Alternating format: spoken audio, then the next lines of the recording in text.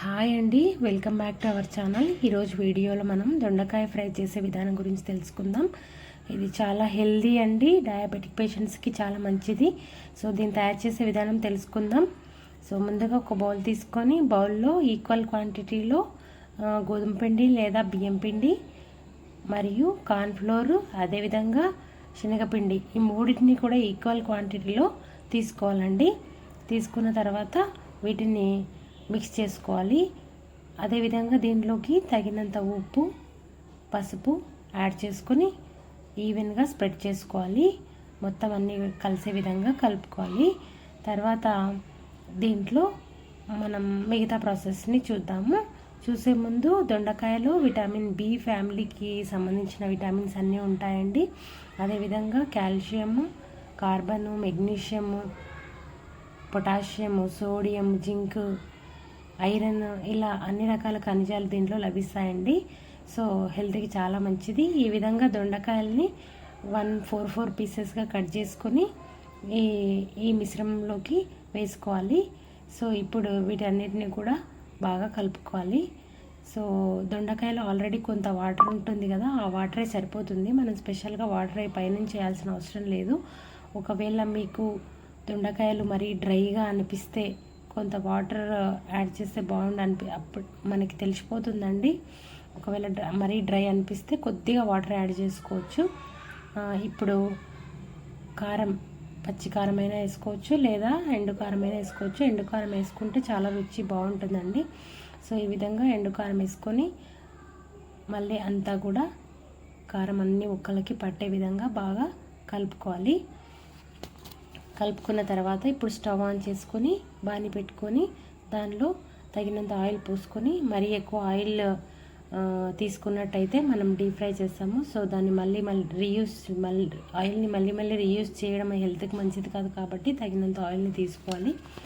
తీసుకున్న తర్వాత ఇప్పుడు మనం ఆల్రెడీ మ్యారినేట్ చేసి పెట్టుకున్న దొండకాయ ముక్కలు ఉన్నాయి కదా, వాటిని ఆయిల్ బాగా వేడెక్కిన తర్వాత కొద్దిగా వేస్తూ బాగా సన్నని మంటపై వేయించుకోవాలి. సన్నని లేదా మీడియం మంట పైన వేయించుకోవాలి.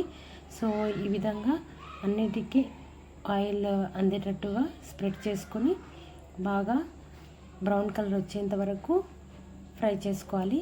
సో ఈ ఫ్రై అయ్యే లోపల మనం దీనికి సంబంధించిన మరికొన్ని విషయాలు తెలుసుకునే ప్రయత్నం చేద్దాం.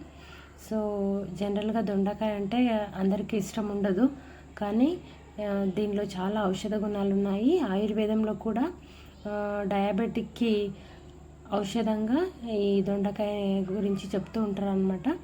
సో ఇది మాడకుండా కాస్త మంట మీడియం ఫ్లేమ్లో పెట్టుకొని మనం కాల్చుకోవాలి. సో ఈ విధంగా బ్రౌన్ కలర్ అయిన తర్వాత తీసేసుకుంటే సరిపోతుంది. సో ఈ దొండకాయ అనేది రక్తంలో చక్కెర స్థాయిల్ని కంట్రోల్ చేస్తుందంటండి. అట్లే మనం వారంలో ఒక్కరోజు డయాబెటిక్ పేషెంట్స్ ఈ దొండకాయ తీసుకున్నా కూడా వాళ్ళ బ్లడ్లో షుగర్ లెవెల్స్ అనేవి కంట్రోల్ అవుతాయంట. అదేవిధంగా దొండకాయ ఆకు, ఒకవేళ దొండకాయ ఫ్రై చేసుకోలేకపోతే ఆకుల రసాన్ని తాగినా లేదంటే ఆకుల్ని తీసుకొని నమిలినా కూడా మనకి రక్తంలో చక్కెర స్థాయిలు కంట్రోల్ అవుతాయంట అండి. అదేవిధంగా మనము దొండకాయలన్నీ ఫ్రై చేసుకున్న తర్వాత పల్లీల్ని మనకు కావాల్సినన్ని ఒక కప్పు కానీ హాఫ్ కప్పు కానీ పల్లీలు తీసుకొని ఈ విధంగా పల్లీల్ని కూడా ఫ్రై చేసుకోవాలి. సో దొండకాయ జన్యుపరమైనటువంటి వ్యాధుల్ని కూడా నయం చేస్తుందంటండి. సో దొండకాయ అనేది చాలా మంచిది కాబట్టి మనము వారంలో ఒక్కసారైనా ఈ విధంగా చేసుకొని తినడానికి ట్రై చేయాలి. యాక్చువల్లీ డీప్ ఫ్రైలు అనేటటువంటివి అంత 100% రిజల్ట్స్ ఇవ్వవు. కాకపోతే మనం పచ్చివి తినలేము కాబట్టి ఈ విధంగా పిల్లలకి, ఇంట్లో వాళ్ళకి నచ్చే విధంగా చేసి పెట్టినట్టయితే కొద్ది బెనిఫిట్స్ అన్నా అందుతాయి. Something is better than nothing అని చెప్తాం కదా, అట్లా. సో దొండకాయ జన్యుపరమైన వ్యాధులు కూడా నయం చేస్తుంది. ఇది తినడం వల్ల మనకి కొంతమందికి రక్తహీనత ఉంటుంది. ఆ రక్తహీనత ఉన్న వాళ్ళకు కూడా కొంతవరకు ఐరన్ లెవెల్స్ మన బాడీలో ఇంప్రూవ్ అయ్యే అవకాశం ఉంటుంది. ఈ విధంగా పల్లీలు, కరివేపాకు, 1-2 పచ్చిమిర్చి, తర్వాత వేయించిన దొండకాయ ముక్కలు బాగా కలుపుకోవాలి. ఒకవేళ సాల్ట్ టేస్ట్ చూసుకొని కొంతవరకు సాల్ట్ వేసుకొని మళ్ళీ మిక్స్ చేసుకోవచ్చు. సాల్ట్ తక్కువగా తినే వాళ్ళైతే అవసరం లేదు. యాక్చువల్లీ సాల్ట్ ఎక్కువ తీసుకోవడం కూడా హెల్త్కి మంచిది కాదండి. సో చూస్తారు కదా, దొండకాయ ఫ్రై చాలా అంటే చాలా చక్కగా కుదిరింది. చాలా చాలా టేస్టీగా ఉంది. తప్పకుండా ట్రై చేయండి.